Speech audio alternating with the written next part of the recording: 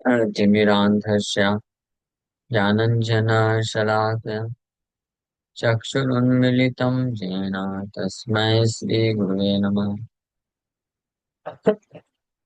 नमो विष्णुपादाय कृष्णप्रेष्ठाय भूतले श्रीमते भक्तिवेदान्त स्वामिनिति नामिने। नमस्ते सारस्वती देवे गौरवाणी प्रचारिणे निर्विशेषा शून्यवादी पाश्चात्यदेशतारिणे नित्यानंद नमस्तुभ्यं प्रेमानंदप्रदायिने कलौ कल्मषनाशाय जानवापते नमः। नमो महावदन्याय कृष्णप्रेमप्रदायते कृष्णाय कृष्णचैतन्य नामने गौरतुसे नमः।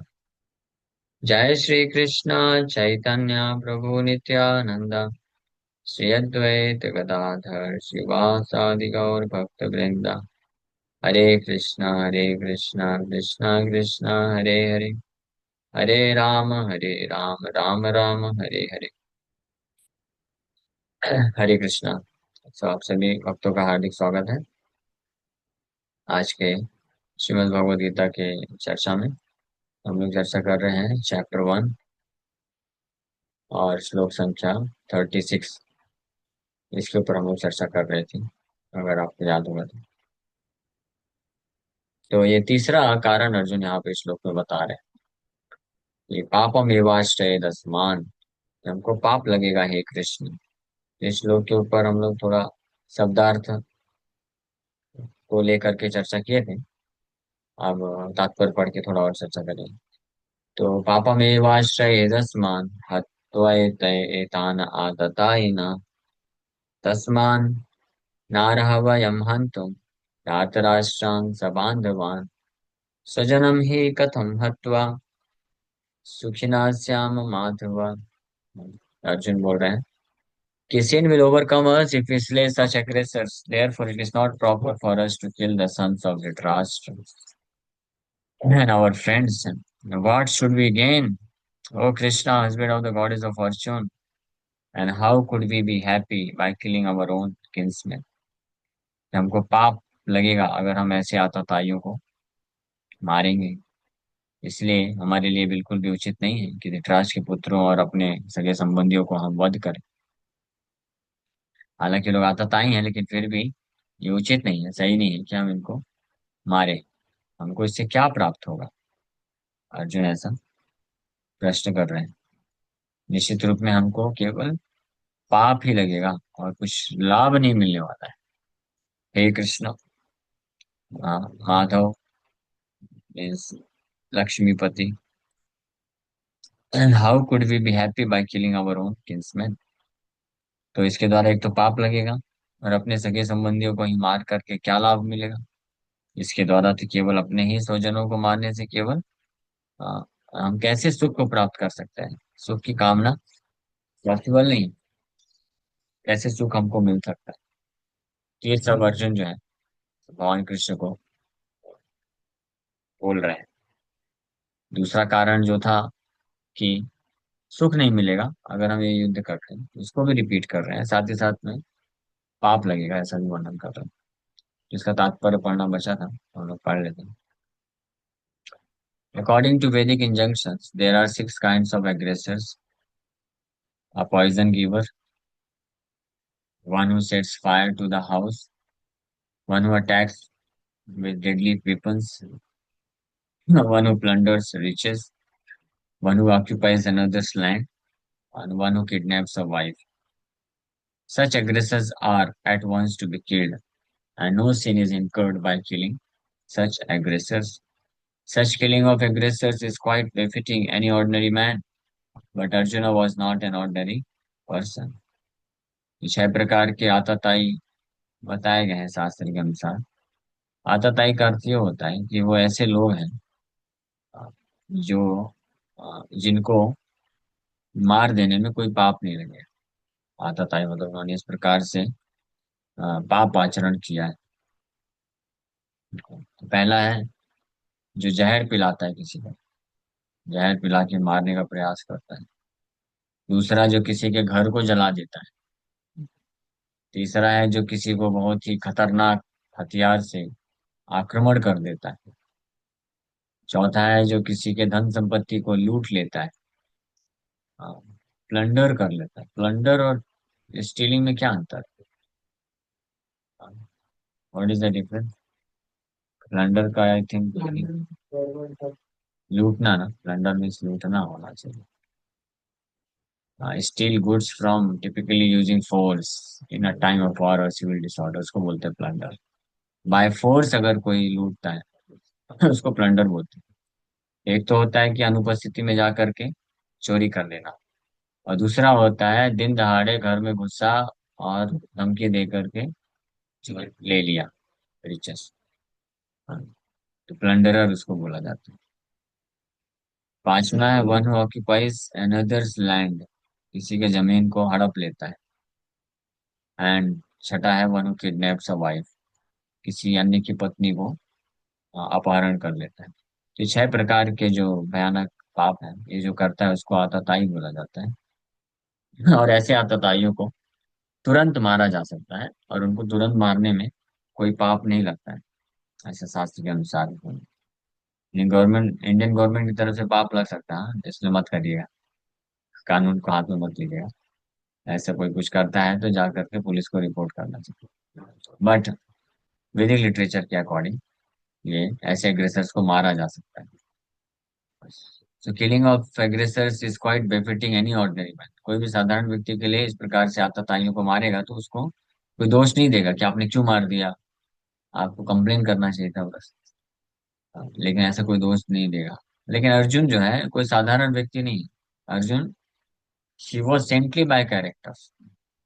राज ऋषि है ना, तो अर्जुन ऋषि है, साधु है, तो इसलिए वो साधारण नहीं माना जा सकता। लेकिन सेंटली बाय कैरेक्टर जरूर है, लेकिन फिर भी वो ब्राह्मण या सन्यासी नहीं है।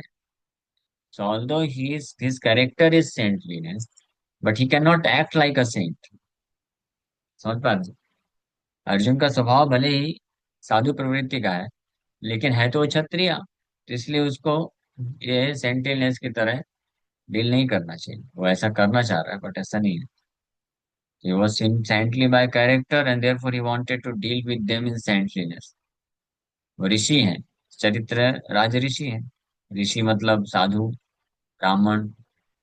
ब्राह्मण जो होते हैं उनको अगर कोई उनके ऊपर हिंसा करता है तो भी उसको सहन कर लेते हैं, वो रिटेलिएट नहीं कर सकते। कोई अत्याचार अगर करता है, ऐसे एग्रेसर्स अगर ब्राह्मण के ऊपर अटैक करते हैं, तो ब्राह्मण खुद अटैक नहीं करता है, वो किसी क्षत्रिय के पास जाएगा, और क्षत्रिय जो है उस ब्राह्मण के बिहाफ में ऐसे एग्रेसर्स को या आतताइयों को मारता है। भले ही ब्राह्मण खुद योग्य क्यों ना हो आतताइयों का वध करने के लिए, फिर भी वो नहीं करेगा ऐसे। इसको बोलते हैं सेंटली कैरेक्टर। तो अर्जुन का भी कैरेक्टर, चरित्र वास्तव में ऐसा सेंटली ही था। साधु था, साधु था अर्जुन, संत था, स्वभाव का था। लेकिन इस प्रकार से डील नहीं करना चाहिए था। This kind of saintliness however is not for a Kshatriya.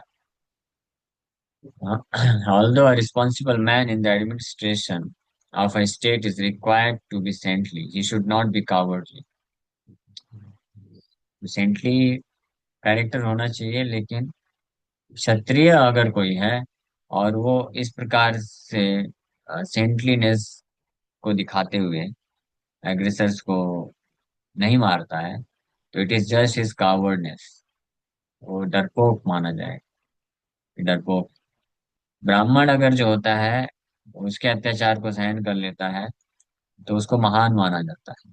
That is such a great ब्राह्मण, कि सहन कर लिया, अपने ऊपर अत्याचार को सहन कर लिया, कुछ बोला भी नहीं। लेकिन अगर कोई क्षत्रिय है, वो अगर आक्रमण को, अत्याचार को सहन कर लेता है, तो उसको महान नहीं बोला जाएगा, अरे कितना महान क्षत्रिय है। क्षत्रिय महान कब माना जाता है? जब वो अपने ऊपर अत्याचार और आक्रमण का जो है पलट के जवाब दे और सामने वाले को पराजित कर दे, उसको महान क्षत्रिय बोलते हैं। ब्राह्मण को कब महान बोला जाता है? जब ब्राह्मण जो है सहन कर ले, पलट के जवाब ना दे। अगर जो ब्राह्मण है अपने ऊपर होने वाले अत्याचारों को सहन नहीं कर सकता है, पलट के जवाब देता है या अटैक कर देता है, इज नॉट अ ब्राह्मण, वो ब्राह्मण नहीं रहेगा। लेकिन क्षत्रिय के साथ ऐसा नहीं। फॉर एग्जाम्पल उसको फिर कावर्ड माना जाएगा, उसको डरपोक माना जाएगा। तो अर्जुन का ऐसे ही है, अर्जुन जो है ब्राह्मण के जैसे व्यवहार करना चाहते हैं। ये भगवान बोलेंगे, हाँ क्लैप ब्रह्म पार्था न तत्व पद्यते, what nonsense you are doing, what nonsense impotency you are showing by denying to fight. You are thinking you are being compassionate? Nobody will think like you are not a Brahman. आप ब्राह्मण नहीं हो अर्जुन, जो सोच रहे हो कि आप दया करोगे और आपकी दया में लोग बोलेंगे अरे अर्जुन तो दयालु थे, दया करके माफ कर दिया। लोग सोचेंगे कि अर्जुन जो है, हाँ, भगवान तो बहुत भयानक शब्द यूज करते हैं, लोग सोचेंगे अर्जुन कि अर्जुन जो है नपुंसक बन गया है। हाँ, सो इतना डर गया है। For example, Lord Rama was saintly, that people even now are anxious to live in the kingdom of Lord Rama, Ram Rajya. But Lord Rama never showed any cowardice. भगवान रामचंद्र भी राजऋषि थे, इतने इस स्तर के आदर्श राजऋषि थे भगवान रामचंद्र, कि आज भी लोग राम राज्य की कामना करते हैं, लाखों वर्षों के बाद भी। ऐसा कौन सा क्षत्रिय है जो भगवान रामचंद्र के बराबर इतना फेमस हो, इतने लाखों लाखों वर्षों से? कोई है? कोई नहीं। और कोई होगा भी तो उन्हीं का शुद्ध भक्त होगा। हाँ, Bharat Maharaj, Yudhishthir Maharaj, they are also as good as lord Ramachandra in ruling the kingdom. उनके शुद्ध भक्त होने के कारण, उनकी कृपा से वो उस प्रकार से राज्य कर पाए, राज ऋषि बन के। लेकिन वहां रामचंद्र, इतने राज ऋषि होते हुए भी कभी ऐसे डरे नहीं। हाँ, अकेले थे लेकिन फिर भी रावण का बदला लेने के लिए तैयार थे। ये नहीं कि ठीक है रावण ने कुछ हमारे ऊपर अत्याचार किया, माफ कर देते हैं। नहीं। सेंटिलिनेस का मतलब है, संत स्वभाव का अर्थ है कि अगर शत्रु समर्पण कर देता है तो उसको माफ कर देना, आश्रय दे देना, ये सेंटलीनेस। लेकिन अगर कोई अटैक कर रहा है और सुधरने के लिए तैयार नहीं, then he must be punished, उसको दंडित कर देना चाहिए। तो वो असली सेंटलीनेस क्षत्रिय के लिए। So Ravana was an aggressor against Rama because Ravana kidnapped Rama's wife Sita. But Lord Rama gave him sufficient lessons, unparalleled in the history of the world. और रामचंद्र ऑल्दो राजऋषि, हालांकि राजऋषि थे, लेकिन कभी डरपोक नहीं थे भगवान। रावण एग्रेसर आतताई बने, भगवान रामचंद्र की पत्नी सीता का अपहरण कर दिए, ये भी एक आतताई के लक्षण। भगवान रामचंद्र लेकिन उनको पर्याप्त मात्रा में शिक्षा प्रदान की, अच्छे से लड़ाई की, पूरी लंका को ध्वस्त कर दी, पूरी लंका को नष्ट कर दी। सीता को सीता को जो है अटैक, किडनैप रावण ने किया, लेकिन भगवान रामचंद्र पूरी लंका तबाह कर दी, रावण की सारी आसुरी सेना खत्म।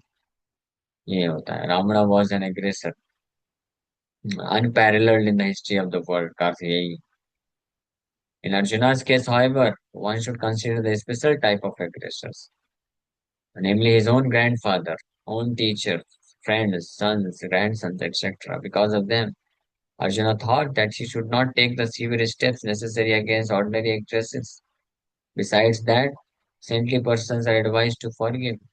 तो अर्जुन ये दो चीज पे विचार कर रहा था। एक तो सेंटलीनेस, कि जो संत स्वभाव के लोग होते हैं उनका दायित्व है कि वो माफ कर देना चाहिए उनको, कोई अगर अत्याचार करता है उनके ऊपर तो क्षमाशील होना चाहिए। और दूसरा अर्जुन विचार कर रहे हैं कि यहाँ पे जो आतताई है ये है कौन? भले ही हालांकि आतताई है, लेकिन है तो मेरे ही शिक्षक हैं, मित्र बंधु हैं, भाई लोग हैं, तो इनको क्यों अटैक कर? अगर एग्रेसर कोई बाहर का होता तो सोचते कि मारना है, और एग्रेसर बाहर का भी है तो भी क्षमाशील होना चाहिए। तो इस अर्जुन का कैलकुलेशन, इसलिए अर्जुन बोल रहे हैं कि पापम एवाश्रय दस्मान हत्वा एतान आतताई, ये आतताइयों को मारने के बाद, हम मारेंगे तो भी हमको पाप लगेगा, हालांकि आतताई है लेकिन फिर भी हमको पाप लगेगा अगर इनको मारेंगे। क्यों? क्योंकि हमारे सगे संबंधी को नहीं मारना चाहिए।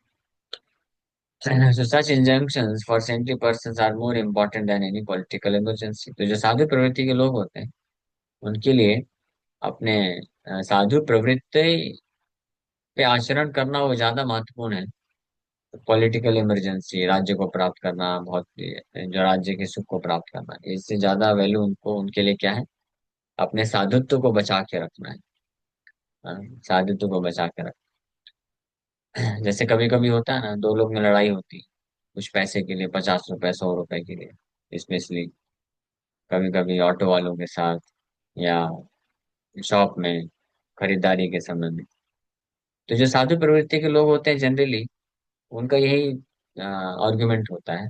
वो यही सोच करके फिर लड़ाई बंद कर देते हैं कि 50 रुपए के लिए अपना साधुत्व को क्यों नष्ट करना। हाँ, क्या हमारे साधुत्व की कीमत 50 रुपए है? मतलब कि अगर आपको किसी व्यक्ति से 50 100 रुपए जो है प्राप्त करना है, और उसके लिए आपको बहुत क्रोध करना पड़े, उसको गाली गलौज करना पड़े, तो व्हाट इज द यूज?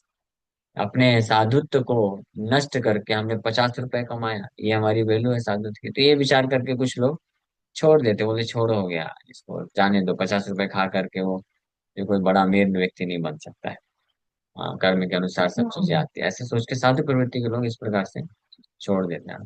तो हम ये नहीं बोल रहे हैं कि आप जाके अपने आप को लुटा दीजिए। वो नहीं बोला जा रहा है। One should be intelligent while dealing with people outside. बाहर लोगों के साथ जब व्यवहार करते हैं तो बुद्धिमत्ता पूर्वक व्यवहार करना चाहिए।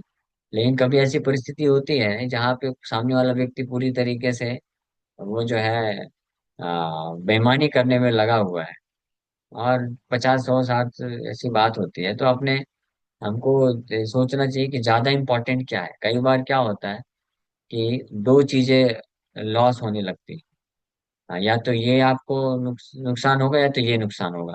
तो कई बार केवल फायदे के लिए बस नहीं सोचना होता है, कई बार हमको क्या करने से ज्यादा नुकसान ना हो जाए, कम नुकसान को सहन कर लेना चाहिए, ज्यादा नुकसान नहीं होना चाहिए, उस पर विचार करना चाहिए।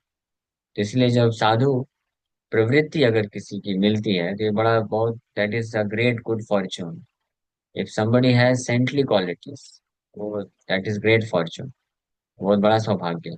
तो वो ज्यादा उसकी कीमत होती है, वो नष्ट नहीं होना चाहिए। सो so इसलिए besides that, saintly persons are advised to forgive. Such injunctions for saintly persons are more important than any political emergency. और अर्जुन तो अपने ये जो साधुत्व की जो प्रवृत्ति है, सेंटली क्वालिटीज, इसकी वैल्यू, इसका इम्पोर्टेंस, महत्व, पूरे पृथ्वी के राज्य तो छोड़िए, पूरे ब्रह्मांड के राज्य से ज्यादा मानते हैं। इसलिए अर्जुन बोले ना, अपि त्रैलोक्यस्य राज्यस्य हेतु किम्नु मही कृते। ये तीनों लोकों के राज्य भी मिल जाएगा, उसके बदले में भी मैं युद्ध नहीं करूँ, ये मही कृते, पृथ्वी का राज्य तो क्या कहना। तो such injunctions for saintly person are more important. Arjuna considered that rather than killing his own kinsmen for political reasons, it would be better forgive them on grounds of religion and saintly behavior. He did not therefore consider such killing profitable simply for the matter of temporary bodily happiness. That is the behavior of a saintly person. कुछ अपने क्षणिक शारीरिक सुख को प्राप्त करने के लिए वो अपने जो साधु के गुण हैं उसको त्याग नहीं देते। साधुत्व के जो गुण हैं उसको मेंटेन करने के लिए, उसको डेवलप करने के लिए, जो साधु प्रवृत्ति के लोग होते हैं, वो अपने शारीरिक असुविधा को भी स्वीकार कर लेते हैं। शारीरिक रूप से स्वीकार कर लेते हैं असुविधा को। कोई गाली दे दिया सामने से आकर के बिना गलती के, गुस्सा कर दिया, तो जो साधु प्रवृत्ति का व्यक्ति होगा वो विचार करेगा कि वो अननेसेसरी गुस्सा किया है, why should I also become angry upon. मैं क्यों क्रोधित हो जाऊं? मैं अगर क्रोधित हो गया तो I lost my saintly quality. इस पे उनको, हाँ, और अगर मैंने क्रोध नहीं किया, just if I can tolerate it, so rather I gained one more quality, that is tolerance. सहनशीलता का मैंने गुण और प्राप्त कर लिया। हाँ, तो इसलिए साधु जो होते हैं हमेशा बेनिफिशियल, बेनिफिट में होते हैं। हाँ, वो सहन कर लेना मतलब, जनरली लोग सोचते हैं सहन कर लेना मतलब ये तो एक वो है, खराब गुण है, but this is great quality. But one has to apply it, means in proper circumstances, situation. हर जगह सहन भी नहीं करना चाहिए। सहन करने का अर्थ क्या होता है? वैष्णव समाज में तो आंख मूंद करके सहन कर लेना चाहिए, वेरी सिंपल। बाहर की बात हम कर रहे हैं, अलग है। बाहर कहाँ पे सहन करना, कहाँ पे नहीं करना, वो इम्पोर्टेंट है। क्योंकि बाहर कहीं पे कृष्ण की सेवा में विघ्न आ रहा है अगर सहन करने से, so that kind of tolerance is nonsense, foolishness. Krishna की सेवा अगर बाधित हो रही है कुछ सहन करने से, तो वो क्या है? दैट इज फुलिशनेस, मूर्खता है। वहां पे सहन नहीं करना चाहिए। कोई मान लीजिए कोई अननेसेसरी दादागिरी दिखा रहा है, परेशान कर रहा है, क्या आप इधर रथ नहीं लेके जा सकते हो, यहाँ पे संकीर्तन नहीं कर सकते हो, हाँ, तो उसको सहन नहीं करना चाहिए। अगर समर्थ है तो जवाब देना चाहिए प्रेम से पहले। नहीं है तो थोड़ा ऊंची आवाज में भी करना चाहिए। अगर कोई समर्थ है ना, मेरे जैसे कोई दुबला पतला, उसको नहीं करना चाहिए। है ना? कोई हमारे वीरभद्र प्रभु जैसा है अगर तो है, तो वो थोड़ा सा बोल सकते हैं, क्यों भाई, आपके बाप का सड़क है क्या, क्यों नहीं संकीर्तन करेंगे?" ऐसा बोल सकते हैं। क्योंकि मालूम है वो मिलेगा नहीं उनको देख करके, अच्छा ठीक है भाई करो, लेकिन ज्यादा जोर से मत करना। तो बोले हाँ ठीक है आप टेंशन मत लीजिए, संकीर्तन करने दीजिए, हम लोग यहाँ से, यहाँ पे रुकने थोड़ी ना वाले, यहाँ से करके निकल जाएंगे, आपको कोई परेशान नहीं करेगा। ठीक है। तो ऐसा नहीं कि अगर कोई बोल दिया क्यों यहाँ पे संकीर्तन कर रहे हो, यहाँ पे बुक डिस्कशन कर रहे हो, हाँ ठीक है सहन कर लो भाई चलो। हाँ, तो ये एक आर्ट है, इसको सीखना चाहिए। हर जगह लड़ाई भी नहीं करना, ऐसा नहीं कि हाँ नहीं हम यहीं पे करेंगे। अब कोई मान लीजिए गवर्नमेंट ऑफिशियल आ गया सामने, वो बोल रहा है कि आप यहाँ पे संकीर्तन नहीं कर सकते हो, यहाँ पे बुक डिस्ट्रीब्यूशन नहीं कर सकते हो, तो वहां पे मत भिड़िए। वहां पे भिड़ना मतलब फुलिशनेस हो जाएगा, क्योंकि वो गवर्नमेंट की पोजीशन में, गवर्नमेंट हमको सपोर्ट करती है प्राय, तो इसलिए उसको फिर दूसरे तरीके से हैंडल करना चाहिए। उसके फिर जा करके प्रेम से उसके हायर अथॉरिटी से बात करके परमिशन निकालना चाहिए, तो फिर वो ऑब्जेक्ट नहीं करेगा। लेकिन इन जनरल कोई अननेसेसरी दादागिरी दिखा रहा है, हफ्ता वसूली करने वाले लोग होते हैं कई बार, या बुक डिस्ट्रीब्यूशन में जब कभी कभी स्टॉल लगाते हैं हम लोग, तो जो आसपास के ठेला वाले होते हैं वो लोग बहुत नौटंकी करते हैं। तो वहां पे सहन नहीं करना है, पहले प्रेम से कुछ प्रसाद देना चाहिए उनको। हाँ, और फिर करना चाहिए प्रयास। हो जाता तो ठीक है, नहीं होता है तो अगर थोड़ा सा डांट के कुछ धमकी दे के हो जाता है तो करना चाहिए। वो भी नहीं होता है तो फिर आसपास के लोगों का हेल्प लेकर के करना चाहिए। तो one has to learn this art. ये कोई एग्जैक्ट नहीं बोला जा सकता है, लेकिन मेन प्रिंसिपल क्या है कि क्या करने से कृष्ण की सेवा में बाधा उत्पन्न नहीं होनी चाहिए। हाँ, लेकिन जहां तक वैष्णव समाज की बात है, तो वैष्णव समाज में हमको केवल एक ही कार्य करना चाहिए, सहन कर लेना चाहिए, और वो हमारे लिए बेनिफिशियल रहेगा। अगर कोई वैष्णव अननेसेसरी हमारे ऊपर अत्याचार भी कर रहा है, अननेसेसरी हमारे ऊपर जो है अपमान कर रहा है, हमारा इंसल्ट कर रहा है, तो बस सहन कर लो, ठीक है प्रभु जी आप सही हैं, मैं प्रयास करूंगा सुधार करने का, मेरा स्वभाव गलत है ना? तो ये अच्छा रहेगा। Lamb inside, lion outside. One should be lame inside, lion outside. Mhm. So besides that, saintly persons are advised to forgive such injunction. Okay. So after all, kingdoms and places derived therefrom are not permanent. So why should he risk his life and eternal salvation by killing his own kinsman? Arjuna's addressing of Krishna as Madhav, or the husband of goddess of fortune, is also significant in this connection. He wanted to point out to Krishna that as the husband of goddess of fortune, he should not induce Arjuna to take up a matter which would ultimately bring about misfortune. Krishna, however, never brings misfortune to anyone, to say nothing of his devotees. Madhav करके संबोधित कर रहे हैं अर्जुन भगवान कृष्ण को।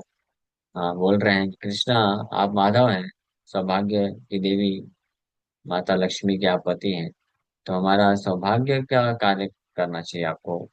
आप ऐसा क्यों सजेस्ट कर रहे हैं जिसके द्वारा हमारा सौभाग्य नष्ट हो जाएगा? That is not at all good. इस प्रकार से अर्जुन ये सब रीजन बता रहे हैं। Hare Krishna. Thank you very much. किसी प्रकार का कोई प्रश्न है क्या, तो पूछ सकते हैं। Hare Krishna. Yes, any question? Hare Krishna प्रभु जी धन्यवाद। हरे कृष्णा। अरे, मेरा ये हाँ प्रश्न बोलिए। है कि सुख और दुख क्या है? हाँ, बहुत अच्छा प्रश्न है। हाँ, सुख है कृष्ण के सेवा करने का मौका मिले, कृष्ण के भक्तों का संग मिले, कृष्ण कथा करने को मिले, कृष्ण कथा सुनने को मिले, हमेशा कृष्णा कॉन्शियस, कृष्ण भावना भावित रहने का अगर अवसर मिले, तो वही सुख है।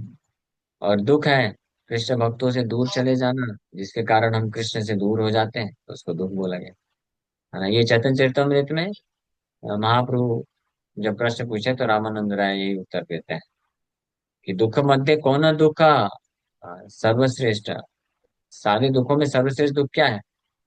हाँ, कृष्ण भक्त विरह। कृष्ण भक्तों से अगर हम दूर चले जाएं, यानी स्वाभाविक है माया में चले जाएंगे, फिर कृष्ण के बारे में नहीं जानेंगे, कृष्ण कॉन्शियसनेस नहीं रहेगा, तो माया ही है। तो वही सबसे बड़ा दुख है। और सबसे बड़ा सुख है कि अगर हम कृष्ण कॉन्शियसनेस को प्राप्त करने वाला एसोसिएशन में रहते हैं।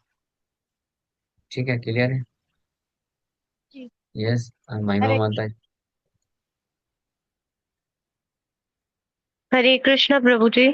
प्रभु हरे जी, कृष्ण। जैसे इस वाले जो श्लोक का तात्पर्य था उससे ये समझ में आया, जैसे कि अपने स्वभाव के अनुसार आपको कार्य करना, भगवान उससे प्रसन्न होंगे। तो जैसे अगर आपने समझाया कि भक्तों के बीच में डील करना है तो हमें ब्राह्मण के जैसे डील करना है, कि हमें सहन करने की शक्ति होनी चाहिए। और एज ए डिवोटी अगर आप भगवान की सेवा कर रहे हैं तो जहाँ पे क्षत्रिय का गुण दिखाना है तो वो भी अगर जरूरी है तो हमें करना है। पर जैसे हम अगर भक्तों को छोड़ दें, और जैसे आप तो प्रभु जी टेम्पल में रहते हैं, हम भौतिक समाज में रहते हैं और हमें भौतिक लोगों के साथ मटेरियल डीलिंग करनी पड़ती है, तो उसमें हम अपने को कैसे पहचाने कि हमारा स्वभाव क्या है? क्योंकि पूरे श्लोक से मुझे ये समझ में आया कि जो हमारा एक्चुअल स्वभाव है भगवान उससे प्रसन्न हो रहे हैं। यस, तो स्वभाव अभी कैसी स्थिति है? वर्णाश्रम सिस्टम पूरा हौच पौच हो गया है। किसी का क्या स्वभाव है स्पष्ट रूप में पता भी नहीं चलता है। कोई कार्य तो ब्राह्मण का करता है, स्वभाव क्षत्रिय का होता है, और जन्म वैश्य में हुआ है। ऐसे ऐसे बहुत मिक्सिंग हो गया है। तो इसलिए स्वभाव पे ज्यादा फोकस ना करके हमको ये फोकस करना चाहिए कि क्या करने से, किस प्रकार से आचरण करने से हम कृष्ण भक्ति में आगे बढ़ सकते हैं। कृष्ण की सेवा में जो बाधा नहीं आनी चाहिए, है ना। तो जरूरी नहीं है कि, हो सकता है मान लीजिए बाहर कोई कार्य है जहाँ पे हमको क्षत्रिय जैसे आचरण करना है, कृष्ण की सेवा के लिए जरूरी है। लेकिन अगर हम नहीं कर सकते क्षत्रिय जैसे आचरण, तो फिर किसी का हेल्प लेना चाहिए। अगर हम कर सकते हैं तो करना चाहिए। पॉइंट ये है मेन कि अगर कृष्ण भक्त के लिए इम्पोर्टेंट क्या है कि क्या करने से कृष्ण को प्रसन्न कर लेगा, कृष्ण की सेवा में आगे बढ़ सकता है। तो कृष्ण को प्रसन्न करने के लिए, कृष्ण की सेवा में आगे बढ़ने के लिए, अगर ब्राह्मण बनना चाहे तो ब्राह्मण बनिए, क्षत्रिय बनना चाहे तो क्षत्रिय बनिए, है ना। विनम्र बनना है विनम्र बनिए, सहनशील बनना है सहनशील बनिए, शेर की तरह दहाड़ना है तो शेर की तरह दहाड़िए। Whatever is required. तो ये रहता है जनरली। और बाहर जब हम बाहर बात करें, तो बाहर जनरली लोग जो होते हैं वो जो है गलत फायदा उठाने के लिए प्रयास करते हैं। ये नेचुरल है। क्योंकि जो भी भक्त नहीं है, तो निश्चित रूप में वो अपने खुद के मन के वासनाओं से प्रेरित होगा और हमारा गलत फायदा उठा सकता है। इसलिए उस वक्त हमको बहुत सावधानी पूर्वक डील करना चाहिए। केवल सहन विनम्रता, जैसी विनम्रता समझी जाती है वैष्णव समाज में, वैसा नहीं रहना चाहिए। बुद्धिमत्ता, बुद्धि का इस्तेमाल करके उनके साथ डील करना चाहिए, क्योंकि हमको प्रचार भी करना है और अपने आप को भी भक्ति में बचा के रखना है। तो भावुक ना होकर के हमको इंटेलिजेंस, बुद्धि का इस्तेमाल करके कार्य करना चाहिए। ठीक है। तो धीरे धीरे जैसे जो अच्छे से भजन करते, साधना करते हैं, तो परमात्मा खुद उसको हृदय में गाइड करता है कि किस परिस्थिति में कैसे एक्ट करना चाहिए, ताकि वो उसका कोई गलत फायदा ना उठा ले, और वो भक्ति में प्रगति करने के बजाय भक्ति में या कृष्ण से दूर न चला जाए। तो भगवान कृष्ण जो सिंसियर होते हैं उनको इस प्रकार से गाइड करते हैं। कोई परमात्मा के रूप में भगवान चैत्य गुरु हैं, सबसे बड़े गुरु वही हैं। ठीक है। थैंक यू प्रभु जी। प्रभु जी, एक छोटा सा और डाउट था। जैसे भगवत गीता में प्रभुपाद जी बताते हैं कि श्लोक के माध्यम से भी ये है कि जो वर्ण है, मतलब कि कोई ब्राह्मण है या क्षत्रिय है, ये उसके बाय बर्थ नहीं क्लियर होता, उसके गुणों से क्लियर होता है। तो यह अर्जुन क्षत्रिय परिवार में जन्मे तो थे, पर वो जो स्वभाव है वो ब्राह्मण का शो कर रहे हैं, पर भगवान उन्हें क्षत्रिय बोल रहे हैं। तो वो डाउट सा आता है माइंड में कि अ, गुणों के आधार पे हो रहा है या जन्म के आधार पे हो रहा है। नहीं, अर्जुन के गुणों के आधार पे भी अर्जुन जो है वो क्षत्रिय ही थे। और जन्म के आधार पे भी क्षत्रिय थे, गुणों के आधार पे भी क्षत्रिय थे अर्जुन। और कर्म में भी क्षत्रिय का ही था। अर्जुन ब्राह्मण नहीं थे। लेकिन जो गुणों, क्षत्रियों के जो गुण होते हैं ना, तो उसमें एक सेंटली क्वालिटी भी होती है। सेंटलीनेस। सेंटलीनेस का अर्थ होता है कि अननेसेसरी वायलेंस नहीं करता है क्षत्रिय। अननेसेसरी वायलेंस, अनावश्यक हिंसा करने से वो हेजिटेट करता है। और दूसरों के दुखों को देख करके दुखी होता है। और इसलिए उनके दुखों को हटाने के लिए वो अपने क्षत्रिय धर्म का पालन करता है। उसके लिए अगर उसको हिंसा करने पड़े, जो हिंसक लोगों को मारना पड़े, तो मारता है। ये क्षत्रिय का भी एक गुण है, राजऋषि इसलिए बोला जाता है। हाँ, ये क्वालिटी है।